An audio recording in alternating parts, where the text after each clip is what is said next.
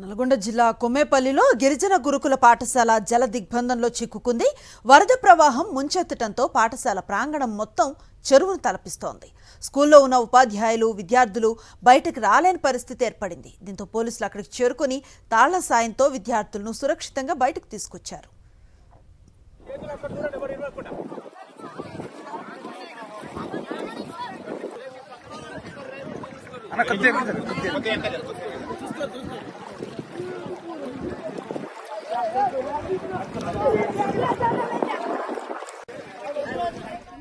నల్గొండ జిల్లా కొమ్మేపల్లిలో గిరిజన గురుకుల పాఠశాలకు సంబంధించిన దృశ్యాలవి.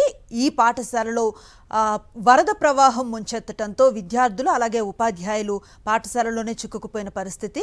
విషయం పోలీసులకు తెలియటంతో అక్కడికి వచ్చి విద్యార్థులను అలాగే ఉపాధ్యాయులను స్కూల్ నుంచి సురక్షితంగా బయటికి తీసుకువస్తున్న దృశ్యాలు మనం చూస్తూ ఉన్నాం. మొత్తం పాఠశాల ప్రాంగణం అంతా కూడా చెరువును తలపిస్తున్న దృశ్యాలు మనకు కనిపిస్తూ ఉన్నాయి. విద్యార్థులు బయటికి రాలేని పరిస్థితి ఏర్పడింది. పోలీసులు అక్కడికి సమయానికి చేరుకొని తాళ్ల సాయంతో వారందరినీ సురక్షితంగా బయటికి తీసుకువచ్చిన పరిస్థితి.